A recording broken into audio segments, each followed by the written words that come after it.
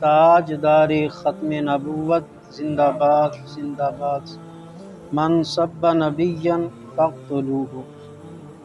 اللہ پاک دا بپایا لطف و کرم ہے، سونے رب نے نماز عشاء با جماعت ادا کرن دی توفیق عطا فرمائی ہے، اور اللہ خالق و مالک نے سرکار مدینہ سرور و قلب و سینہ صلی اللہ علیہ وسلم دی نظر رحمت دا صدقہ نماز عشاء تو بعد سبق پڑھن دی اللہ خالق و مالک نے توفیق عطا فرمائی ہے، اور دعا ہے کہ رب لم یزل سن اس دی عمل دی بھی توفیق عطا فرمائے۔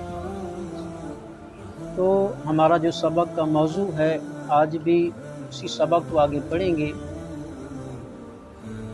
تاریخ کا ہم جو اگر مطالعہ کریں، بہت سارے ایسے مسائل ہیں جن کا پتہ چلتا ہے، لیکن یہ بھی یاد رکھیں، اکثر یہ بھی ہوتا ہے کہ ہم نے ایک کتاب کو پڑھ لیا اور ہم سوچنے لگے کہ ہم نے شاید مکمل تاریخ پڑھ لی ہے۔ ہم نے جس تاریخ کی کتاب کو پڑھا ہے، پہلے ہم اس راوی کو دیکھیں گے، کیا راوی ابو جہل لعین کا تو نہیں ہے، یا شیطان کا پیروکار تو نہیں ہے، جو اگر کریم آقا صلی اللہ علیہ وسلم کا غلام ہوگا تب ہم اسے پڑھیں گے بھی، عمل بھی کریں گے۔ تو ایسے ہی اسی طرح تاریخ اسلام میں پہلا ہی غزوہ بدر جو مٹھی بھر جانثار 313 سپاہی ہیں، ان میں کوئی بوڑھے بھی ہیں، کوئی بچے بھی ہیں، کوئی معذور بھی ہیں، بعضوں کے پاس تو پاؤں میں جوتیاں بھی نہیں ہیں، بعضوں کے جسموں پر قمیضیں بھی نہیں ہیں، کھانے پینے کا کوئی انتظام نہیں، لڑنے کے لیے اسلحہ نہیں۔ ادھر ابو جہل کا لشکر 1000 نوجوان کا لشکر تھا، کھانے پینے کا سارا انتظام موجود ہے، گھوڑے تلواریں سب کچھ تھا، لیکن ایمان نہیں تھا۔ اصل بات یہ ہوتی ہے، ادھر بے شک جوتیاں نہیں ہیں، اسلحہ نہیں ہے، لیکن ایمان تو ہے نا۔ حضور اقدس صلی اللہ علیہ وسلم کے مٹھی بھر غلام کے پاس کھانے پینے کا کوئی انتظام نہیں تھا، لیکن ایمان تھا۔ ایسی فتح حاصل کی، قیامت تک ایسی فتح کی مثال نہیں مل سکتی۔ کم من فئۃ قلیلۃ غلبت فئۃ کثیرۃ بإذن اللہ۔ بعض اوقات چھوٹی سی جماعت بہت بڑی جماعت پر غالب آ جاتی ہے اللہ کے حکم سے۔ تاریخ اسلام، تاریخ عالم اور تاریخ اسلام اس سے بری ہوئی ہے۔ اب توجہ کیجیے گا، معلوم ہوا فتح اسلحے کی کثرت پر نہیں ہے، فتح اللہ کی مدد سے ہے، فتح ایمان سے ہے۔ جو اگر ایمان ہمارا مضبوط ہے تو پھر فتح ہے، تو ایسے جو اگر ایمان نہیں ہے تو پھر فتح نہیں ہے۔ اب ہم نے قرآن کی ایک اور آیت پڑھنی ہے جس میں اللہ خالق و مالک نے ایمان والوں کو نچوڑا ہے۔ اللہ خالق کائنات نے فرمایا وَلَا تَهِنُوا وَلَا تَحْزَنُوا وَأَنْتُمُ الْأَعْلَوْنَ إِن كُنتُم مُؤْمِنِينَ۔ اللہ خالق و مالک نے اس آیت مقدسہ میں فرمایا سستی نہ کرو، رنج و غم بلند نہ کرو اگر تم سچے ایماندار ہو۔ جو اگر بندہ ایماندار ہے، مومن بندہ ہے، اس کے اندر سستی نہیں ہے۔ جو اگر کوئی سستی کرے کہ مجھے اس بات کا غم ہے، اس بات کا دکھ ہے، اس بات کی تکلیف ہے، تو اللہ نے قرآن میں اس آیت میں فرمایا جو اگر نیکی کرنی ہے نا، یہ آیت کامل مومنوں کے لیے ہے، جو کامل مومن ہے اس کے لیے ہے۔ ہم جیسے تو گناہ گار ہیں، ہم تو پاپی ہیں، ہم تو اللہ کی عبادتوں اور نیکیوں میں سستی کرنے والے ہیں، لیکن یہ آیت کامل مومنوں کے لیے ہے کہ جو کسی نیکی میں سستی نہیں کرتے، ہم تو نماز میں ہی سستی کر جاتے ہیں، نماز تک نہیں پڑھتے، کہ جہاد تو فرض ہے تو دور کی بات ہے، ہمارا ایمان تو یہاں تک ہے کہ نماز کا ٹائم ہو جائے ہم نماز میں ہی سستی۔ اس آیت میں اللہ نے کامل مومن کا ذکر فرمایا ہے کہ وہ کامل مومن ہے جو نیکی کے معاملے میں سستی نہیں کرتے، کسی طرح کی سستی نہیں کرتے اور اپنی ڈیوٹی کو ڈیوٹی سمجھتے ہیں۔ مثال کے طور پہ ایک ملازم ہے، اس نے صبح سے لے کر شام تک اپنی مزدوری کی ہے۔ ایک بندے سرکاری ملازم ہے، ایک وہ دفتر میں بیٹھا ہے، صبح آیا کوئی کام نہیں، دفتر میں موجود ہے، کافی یہاں تک بھی دیکھا ہے کہ پورا ماہ دفتر میں آتی ہی نہیں، ایک ماہ کے بعد اس نے آ کے سیلری لی، اکاؤنٹ میں آئی، اس سے کیا ہوگا؟ اس سے کیا ہوگا جب وہ اپنے بچوں کو کھلائے گا؟ ایک مزدور بھی کھلا رہا ہے، وہ اپنی ایمان کی، خون پسینے کی، اپنی محنت کر کے کھلا رہا ہے۔ ایک بندہ اس نے محنت بھی نہیں کی، پورا ماہ دفتر میں بھی نہیں آیا، اس نے تو کام بھی نہیں کیا، جب وہ اپنے بچوں کو یہ روزی کھلائے گا تو اس کے بچے چور ہی بنیں گے نا، ملک غدار ہی بنیں گے، شریعت کے باغی ہی بنیں گے، وہ جب حرام ہی کھائیں گے تو پھر ایسا ہی ہوگا۔ تو آج ہماری اس معاشرے میں دیکھ لیں کہ ہمارا معاشرہ کس طرف چلا گیا۔ کسی کو کہا جائے کہ بھائی نماز جو ہم اپنے نبی کا کلمہ پڑھا ہے، کم از کم سرکار مدینہ صلی اللہ علیہ وسلم کی سنت طریقے سے ہم نماز پڑھ لیں، نماز کے مسائل ہی سیکھ لیں، تو اس میں بھی ہماری سستی ہوتی ہے۔ اب تھوڑا سا لمحہ فکریہ ہے ہمارے لیے، کیا ہم کامل مومن ہیں؟ جو اگر اتنی سستیاں ہمارے اندر، اللہ نے تو قرآن کے اندر جو کامل مومن ہے اس کا ذکر کیا نا، وہ سستی نہیں کرتا، لیکن ہمارے اندر کتنی سستیاں ہیں۔ تو خیر، جو ہمارا موضوع ہے کہ قلیل سی جماعت بہت باری جماعت پر، بڑی جماعت پر غالب آ جاتی ہے۔ اب آپ جو اگر ہم اپنے پاکستان کی تاریخ کا ہی مطالعہ کر لیں، جب پاکستان بنا ہے تو آج بھی ہندو آکڑ رہا ہے، وہ کہتا ہے کہ ہم پاکستان کو مٹا دیں گے، اور جس وقت پاکستان کو تسلیم انہوں نے کیا، انہوں نے کہا 20 سال تک صرف پاکستان چلے گا، 20 سال کے بعد پاکستان دنیا کے نقشے سے ہی غائب ہو جائے گا، لیکن انہیں نہیں پتہ کس کی مدد سے بنا ہے۔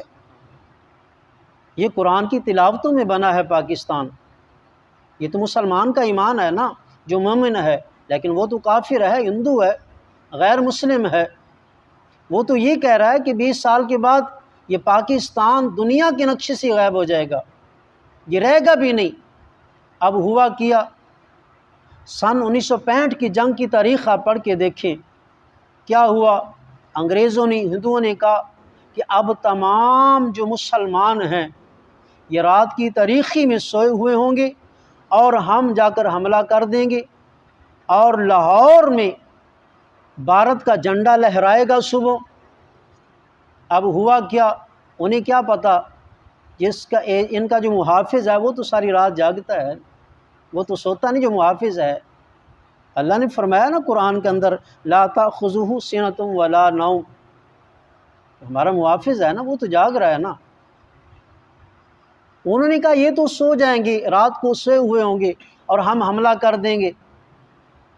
ایسے کیا ہوا، جب انہوں نے اپنی پوری تیاری کر کے، انہوں نے کہا ایسے کریں، واغہ کی طرف سے حملہ کر دیں، پوری فوجیں، ہر طرح کی تیاری۔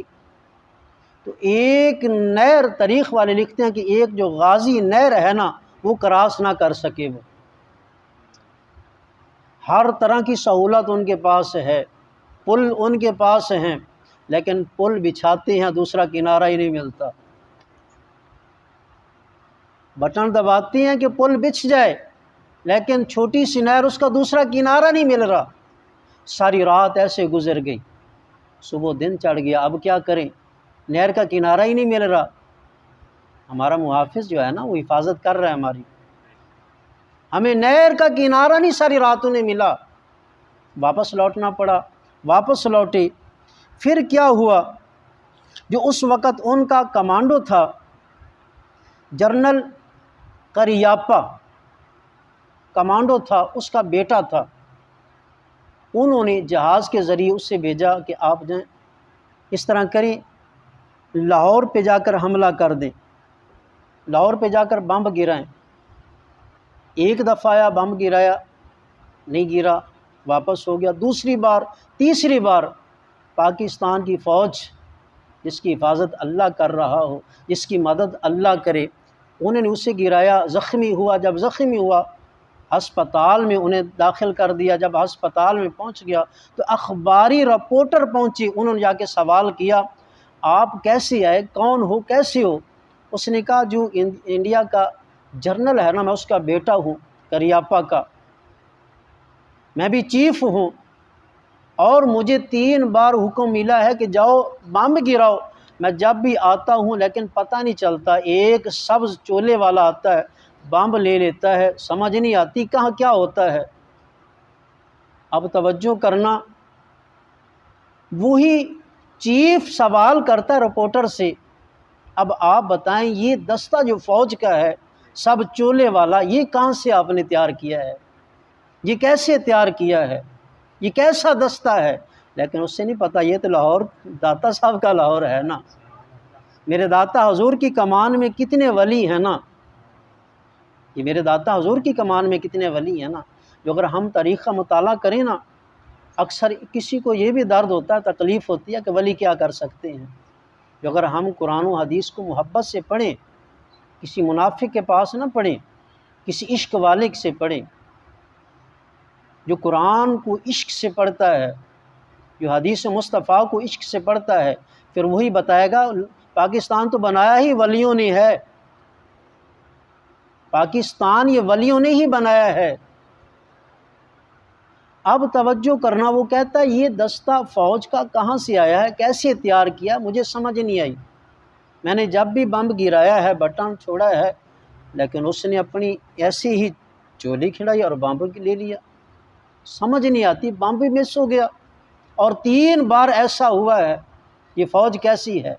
لیکن اس سے نہیں پتا، یہ کوئی نہیں بتائے گا، یہ عشق والا ہی بتائے گا نا، کہ اللہ کا ولی ہی کوئی بتا سکتا ہے کہ میرے داتا حضور کی کمان میں کتنے پاکستان پہ پہرا دے رہے ہیں۔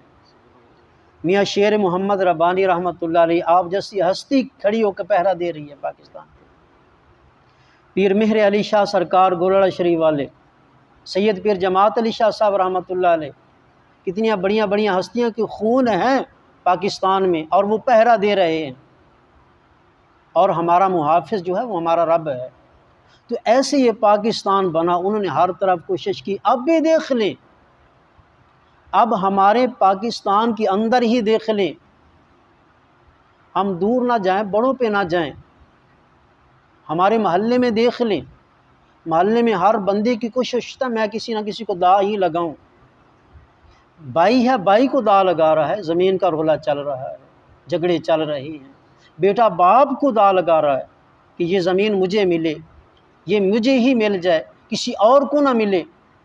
یہ ایسے موجودہ معاملات ایسے ہو چکے ہیں، یہ کس لیے ہوئے ہیں؟ جس وقت جب سے ہم دین سے دور ہوئے ہیں، ہم دین اسلام کے غردار بن چکے ہیں، دین اسلام پہ عمل نہیں کر رہے۔ جب ہم عمل کریں گے تو انشاءاللہ پھر یہ تبدیلی آئے گی۔ تو جس وقت پاکستان بنا تھا اس وقت ہمارے بزرگوں کا نعرہ کیا تھا؟ پاکستان کا مطلب کیا؟ پاکستان کا مطلب کیا؟ دستور ریاست کیا ہوگا؟ محمد الرسول اللہ صلی اللہ علیہ وسلم کہ سرکار مدینہ صلی اللہ علیہ وسلم کا ہی قانون چلے گا، نظام مصطفیٰ ہی چلے گا۔ لیکن آج تو انگریز کا نظام چل رہا ہے۔